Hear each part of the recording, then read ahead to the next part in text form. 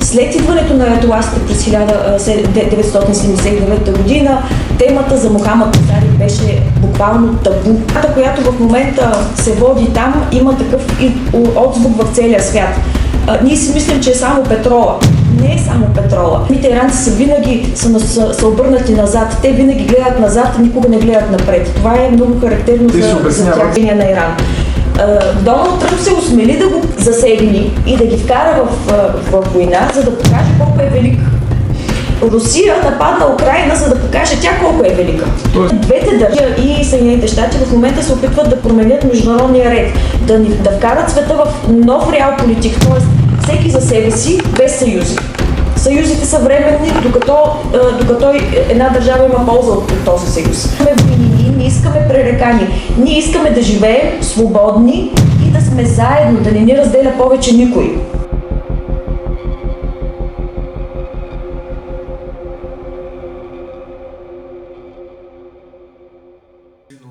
Историк и иранист. Здравейте! Здравейте! Всъщност, в сегашната ситуация, с сегашната позиция на държавата ни, с сегашното място, където се намираме, с всичките тези конфликти, какво общо имат аятоласите с персите? Защото ние имаме една гледна точка от учебниците по история и друга културна, съответно социална и религиозна. Иран и Персия е една и съща държава, първо да кажа. Името Персия е измислена от британците и означава една от техните провинции, където се била старата столица на династията на Ахеменидите. Династия съществува преди новата ера. И за иранците, Иран е винаги била Арианам. Държавата, това е земята на арийците. Иран е винаги било името според иранците на тази държава. Затова в България не е правилно да се казва Персия, а е правилно да се казва Иран. Тъй като Пърша е името, което са създали британците, т.е. европейското наименование на тази държава. А всъщност какво означават арийци? Какво е това? Кой е този термин и какво показва той? Какво означава това? Това е потомците на Ахеменидите, на онази най-успешна династия, създадена от Кир Велики, или както младежите от вашето поколение го познават като Cyrus the Great. Това е императорът на всички народи, познат е с създаването на портата на всички народи, където пише "Аз съм Кир Велики, създател на света, господар на земята" и така нататък. Съзнателно житие и битие в образователната система на България ние имаме изграден образ на Персийската империя. Нали така? Но съответно ние не знаем какво се случва в тяхната държава, в тяхната образователна система и практически образователната система в Иран. На какво се учат учениците там? Какво знаят те? Какво се прави там? И защо образователната система на Иран е в сянката на нашето полезрение? Ние не я виждаме.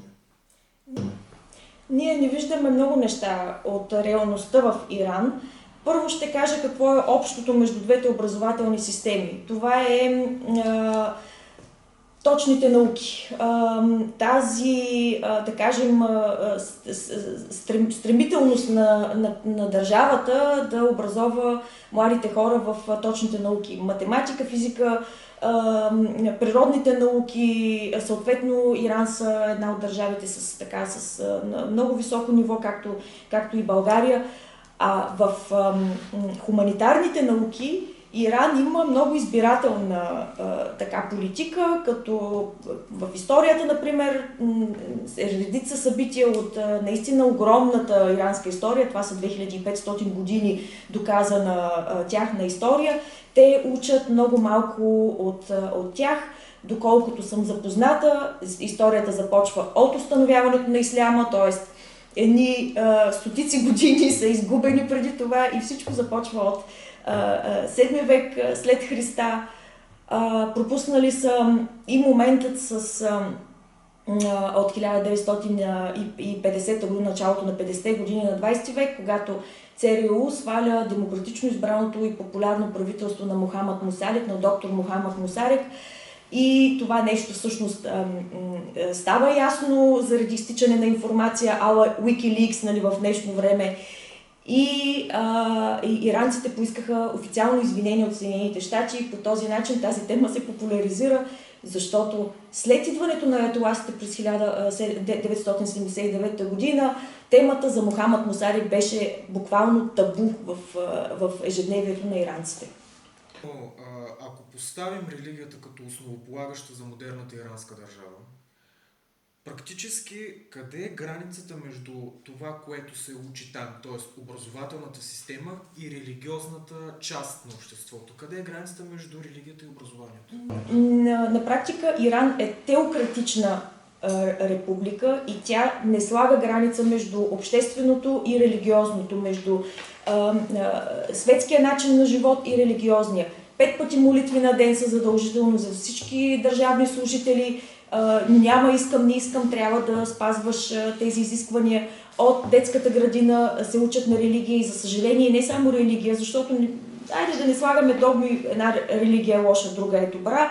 Не е това темата на разговора, но когато е заложено покрай религиозните неща да се изучава кои са враговете на исляма и кои са враговете на Иран и това да е заложено в самата образователно-възпитателна система, само може да си представите какви поколения с какви глави растат тези млади хора в Иран и вече 5-то поколение за какво става въпрос. Разбрахме за иранската образователна система, имаме ясно изградена вече съответно концепция, но за България специфично какво не се казва в българското училище и има ли внушаване на позиции? Представи ли се един образ на Иран и какъв е той? Не съм особено запозната какви образи на Иран представяме в България. През годините имало много спекулации, произхода на българите особено така свързан с Иран. Казва, че произхода на българите идва от този регион или от Средна Азия? То мисля, че произхода въобще на нашата раса, европейската раса е от тези земи. Независимо дали ще е от по-южното, от по-централното или да кажем съвсем северното. Това наистина винаги е предизвиквало интерес от българите, наред с изучаването на Древен Египет, който доколкото разбирам и за мен е непонятно, е така заложен много стабилно в образователната система той се изучава и в 5-ти клас, и в 11-ти клас, практически, да. Да, и нищо чудно българските деца да трябва да научават и нещо за за древните ирански империи. Нищо лошо, просто информацията е твърде много и може би се разводнява важните теми, които вие трябва да усвоите по българска история и да кажем и по европейска история, която също трябва да е част от вашата... Но говорим за история и за култура. Възможно ли е да разберем една култура без да сме имали допир до нея, без да сме живели в нея? Възможно. Възможно е, разбира се. Като изследовател го твърдя. Изследвайки една тема, аз се опитвам да намеря... Но не като да изследваме. Един ученик в 12 клас той няма да тръгне да изследва. Какво трябва да му се даде, как той трябва да разбере тази култура? Без да е живял в нея или без да е пътувал до тази държава, какво трябва да се направи? Същия отговор ще дам, защото аз изследвам като учен, но един млад човек може да изследва като един любознателен млад човек. Тоест той може да си свали клипчета, филми направени за съответното място, съответната държава, съответната култура, да научи повече, това, което го интересува, да потърси повече информация. Въпросът е да се самоинформира. Тогава той може да намери и противоречията, които съществуват съответно по дадената тема, сам да си изгради мнение, сам да реши кое е правилно и кое не е правилно. Тогава той вече ще има право и на това мнение. Разбрахме за старата история на Иран, за античността на Иран, разбрахме за позициите, които са били тогава на Иран. Но съвременен Иран, къде е днес? За мен съвременният Иран е провалена държава. Има няколко провалени държави в света. Това са държави, които са политически малтретирани дълги години от режимите, които представляват техните народи. И при тях те нямат опозиция, опозиция, която да се няма бори. тази политическа опозиция, която да се противопостави на демократичната власт. Нямат никакви съпротивителни сили. Единственото при тях е едностранно да си тръгнат и да напуснат тази държава. Самата религия ли го забранява? Защото, нали, вие казахте, че това е една мюсюлманска държава, нали така? Ислямска държава, да, с теократични ценности. Тоест, ако приемем, че управлението на тази държава спазва теократичните ценности, т.е. нали, религията в основата на света, така, то опозицията не може да надигне глава благодарение на тази държавна политика или поради някаква друга причина. Опозиция не съществува. Опозицията единствено съществува и то в някакви минимални размери в самата политическа класа. Тоест, те пак са ислямисти, пак са исламисти-реформатори с тиренце, така да кажем. Това е малко по-мекия вариант на предишното. Тоест, една опозиция обикновено иска коренна промяна, иска големи реформи. Как ще станат тези големи реформи, когато ти нямаш опозиция с такова мнение? Опозицията ти е просто от същото по много. Нали? разбрахме в момента каква е ситуацията вътре в самата държава, но Иран, ако го погледнем от сегашна гледна точка, това е по-скоро силен играч в света или една прашасала империя от миналото? Нито едното, нито другото, според мен. Иран винаги е била регионална сила за Близкия изток, за азиатския континент. За това войната, която в момента се води там, има такъв отзвук в целия свят. Ние си мислим, че е само петрола. Не е само петрола. Иран това не е Ливан, това не е Ирак. Това е държава, която е от големите държави в света и тя е имала винаги една водеща роля. Въобще, винаги, когато се говори за Иран, винаги трябва да се обръщаме и към миналото. Това е държава, която очите на самите иранци винаги са обърнати назад. Те винаги гледат назад, а никога не гледат напред. Това е много характерно за тях. Те се обясняват своето настояще и бъдеще с историята. С историята. А тяхната история е много пластова, изпълнена с невероятни върхове и абсолютно дъно. Неща, които са така... Дъно? Разбира се, защо Кое не? визираме под дъно? Къде е дъното? Дъното за мен е 1979 година. Защото те позволиха да направят такъв скок. Те са всъщност, това е потапяне при тях. Потапяне в неизвестното и стигане до едно дъно, което ние още не знаем колко е дълбоко това дъно. Но дъното ние го разглеждаме от позицията на нашата държава, на нашата политика и на нашите виждания или от тяхна гледна точка и евентуално пропуснати техни възможности? Мисля, че и двете, защото ако говорите с официални лица от Иран, те никога няма да кажат това, което аз ви казвам, но ако говорите с обикновен човек, който е излязъл от там и сега говори тук с вас, той ще каже да, ние пропуснахме възможността си да направим нещата по различен начин. Да. Разбрахме за цялостната визия на Иран в света, но ние не знаем кои са съюзниците на Иран. И тук, като погледнем настоящето, включително в учебниците по география и икономика се изучава БРИКС, изучават се такива съюзи. Ако трябва да коментираме Русия и Иран, това са по-скоро съюзници по принуда или стратегически партньори? Как трябва да разглеждаме тези две държави заедно? В исторически план това са едни непримирими врагове.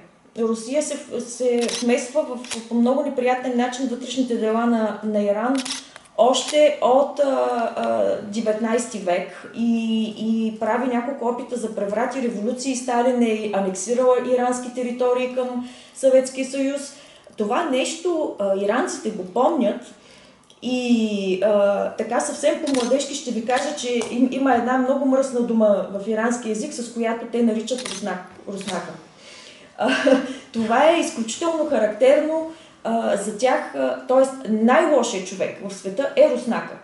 В последствие сега знаем, че се промениха едни неща и сега най-лошият човек може да е американеца, но аз не бих казала, че това е обикновения американец. Бих казала, че това е може би някой в Белия дом или някой, който... Те не са ли чисто религиозно две противопоставили се сили? Ако приемем, че едната е майката на православието, пък другата е приета в нали, исляма. Как тези две сили намират консенсус или по някакъв начин връзка една с друга? Самата казвате, че те са исторически врагове. Значи, Русия в никакъв случай не е майка на православието, но в момента развява някакви... те се обединяват и казват, в момента ние сме най-православната, най-голямата православна държава и ние сме... Не ги събира религията, Да. точно това е, събира ги интереса. И едната държава и другата държава има много сериозни проблеми с свободата на словото, свободата на личното мнение, свободата на личната собственост, абсолютно всякакви граждански свободи, които ние можем да си представим. Тоест, обединява ги това, че двете са диктатури. Обединява ги това, че върху тях има натиск за някаква промяна. И този натиск идва отвън, но има и хора отвътре, които също желаят нещо да се промени, независимо за коя от двете говорим. Едната снабдява с определено въоръжение другата. Другата й помага с разузнавателна информация. Нали, това е съвсем нормално. В момента, в който им се пресекат интересите някъде, вие ще видите, че наново... Това са държави, които не се понасят. Имайте предвид, че говорим за 1200 км обща граница. Тоест, тук можем да кажем по-скоро, че става въпрос за принудителни стратегически партньори, защото обстановката е такава. Да. В момента са по-принуда. На няколко пъти споменахте войни, които са променили историята на Иран драстично. Да. Някаква част от тях вероятно се изучават в учебници по история или в университети. Надявам се. Но ако трябва да кажем, аз питам всеки един мой гост, но това е много важно да се спомене кой печели и кой губи от войната в Украйна и конфликта в Близкия изток, т.е. конфликта САЩ-Иран. Определено големите сили печелят, най-малките и най-слабите губят най-много. За съжаление, война в Европа, която разглеждаме войната в Украйна като европейска война, от нея губи Европа, губим ние, печелят Съединените щати, печели Китай, печели Индия. Не говоря за това, че България продава оръжие на Украйна и всъщност ние имаме 5,5 милиарда постъпления от продадените оръжия. Това въобще не го говоря. Говоря от чисто човешка гледна точка. Задълбочаване на тази война означава ние да продължаваме да губим все повече. Така че решението трябва да дойде. Може ли да кажем, че тези две войни имат общ финансов, политически, социален аспект? Тоест, те имат нещо свързано помежду си? Може би общото между тях е, че това са така наречените войни, водени за престиж. Т.е. американците искат да се завърнат като най-великата сила в света. Да, и за това се споменава срещу... в учебниците по история за хегемонията на Америка. Да, споменава. Те тръгват срещу своя онзи враг в лицето на Иран, който според бившите им президенти е непобедим и не трябва да се пипа заради Ормузския проток, заради нефта, заради положението на геополитическото положение на Иран. Доналд Тръмп се осмели да ги засегни и да ги вкара в война, за да покаже колко е велик. Русия нападна Украйна, за да покаже тя колко е велика. Тоест тук става въпрос за елити и кой елит е Това се казва война водена за престиж. Тоест тази голяма държава да изпъкне като още по-голяма, като още по-авторитетна и на всичкото отгоре те се опитват да променят двете държави, Русия и Съединените щати в момента се опитват да променят международния ред, да вкарат света в нов реал политик, т.е. всеки за себе си, без съюзи. Съюзите са временни, докато една държава има полза от този съюз. Затова Европейския съюз в момента е трън в очите и на двете държави, защото ние стоим заедно, сплотени и казваме ние не искаме насилие, ние не искаме войни, ние не искаме пререкани, ние искаме да живеем свободни и да сме заедно, да не ни разделя повече никой. Това е което Европейския съюз всъщност различава от другите, от двете, ние се различаваме от тези други две държави, които минават на едно ново ниво в света. Веселина Узунова пред Кампус Унер. Благодаря ви.